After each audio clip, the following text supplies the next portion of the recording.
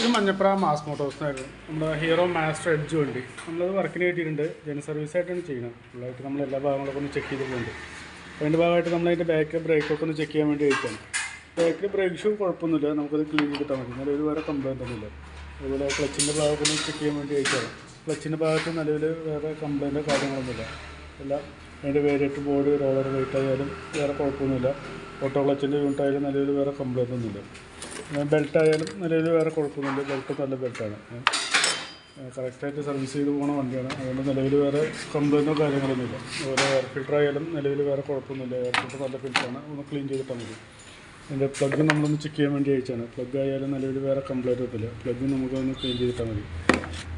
ഫ്രണ്ടിലോട്ട് വന്നു കഴിഞ്ഞാൽ ഫ്രണ്ട് ബ്രേക്കിന് 2 കേബിളും നിലവിൽ വേറെ കംപ്ലയിൻ്റ് ഒന്നുമില്ല. ഫ്രണ്ട് വീലൊന്ന് അയച്ച് ക്ലീൻ ചെയ്യണം.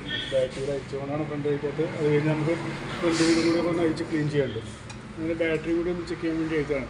ബാറ്ററി ഇരിക്കുന്നത് 2024 മോഡൽ ആമറോണിൻ്റെ ബാറ്ററിയാണ് ഇരിക്കുന്നത്. ഇപ്പോൾ ബാറ്ററിക്ക് വല്ല കംപ്ലയിൻ്റ് ഉണ്ടോ, ബാറ്ററിയുടെ കണ്ടീഷൻ കൂടി നമ്മൾ ചെക്ക് ചെയ്ത് പോകുന്നുണ്ട്.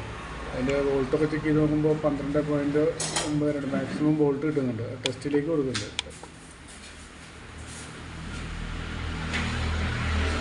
ടെസ്റ്റിലേക്ക് കൊടുക്കുമ്പോഴായാലും കംപ്ലയിൻ്റ് ആയിട്ടാണ് കാണിക്കുന്നത്. പക്ഷേ ചെറിയൊരു വോൾട്ട് വേരിയേഷൻ കാണിക്കുന്നുണ്ടെങ്കിൽ നമുക്ക് മീറ്ററിൽ കാണിക്കുന്നത് അത് കംപ്ലയിൻ്റൊക്കെ ആയിട്ടാണ് കാണിക്കുക. പക്ഷേ നിലവിൽ വേറെ കുഴപ്പമൊന്നുമില്ല. സെൽഫും കാര്യങ്ങളൊക്കെ വർക്കിങ്ങാണ്. വാറണ്ടി പീരീഡുള്ള ബാറ്ററിയാണ്.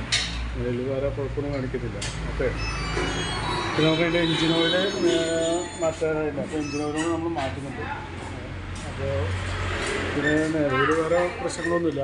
അപ്പോൾ നിലവിൽ തന്നെ വർക്കിൻ്റെ ഒരു എസ്റ്റിമേറ്റ് കൂടി പറയാം. നോക്കിയിട്ടൊന്ന് റിപ്പയർ ചെയ്താൽ മതി. ഓക്കെ.